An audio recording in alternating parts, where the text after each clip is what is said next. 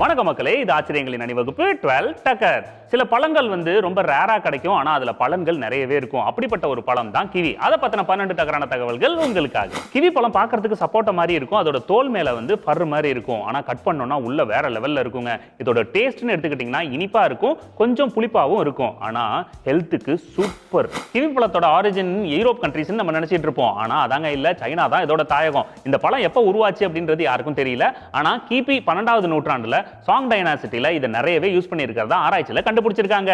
ஓ, முன்னாடியே வந்துட்டீங்களா? Central east சைனால சாங் டைனாசிட்டி ஆட்கள் ஒரு நாள் டிராவல் பண்ணிட்டு இருக்கும்போது எதேச்சையா இதை பார்த்திருக்காங்க.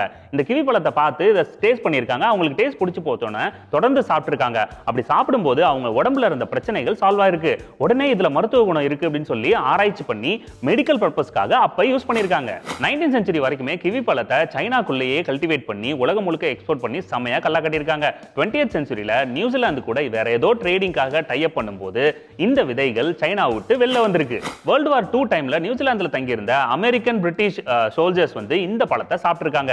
ஐயோ, டேஸ்ட் நல்லா இருக்கே அப்படின்னு சொல்லிட்டு வீட்டுக்கு போறப்போ இதையும் எடுத்துட்டு போவோம் அப்படின்னு சொல்லிட்டு எடுத்துட்டு போயிட்டாங்க. அதுக்கப்புறம் தான் வேர்ல்டு முழுக்க கிவி ஃபேமஸ் ஆச்சு. 1960களில் பாத்தீங்கன்னா அமெரிக்காவோட கலிபோர்னியால கமர்ஷியலா கிவி பழத்தை கல்டிவேட் பண்ணி உலகம் முழுக்க எக்ஸ்போர்ட் பண்ணி செமையா கல்லா கட்டினாங்க.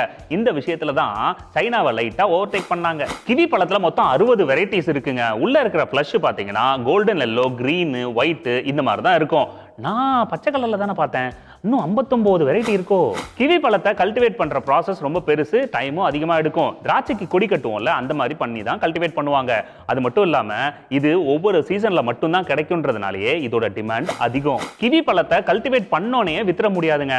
அதை ஒரு 8 வாரம் ரூம் டெம்பரேச்சர்ல வச்சு மெயின்டைன் பண்ணணும். அதுக்கப்புறம் சில நாள் சூரிய வெளிச்சம் படாம வச்சிருந்துட்டு அதுக்கப்புறம் ப்ராசஸ் பண்ணி பேக் பண்ணாதான் அது உருப்படியா நம்ம கைக்கு வரும். இல்லைன்னா நம்ம கைக்கு வரும்போது ஜூஸ் ஆயிடும். கிவி பழத்தோட ஃப்ளஷ்ல மட்டும் இல்லைங்க, தோல்ல கூட விட்டமின்ஸ், மினரல்ஸ், ஆன்டி ஆக்சிடென்ட்ஸ் இருக்கு.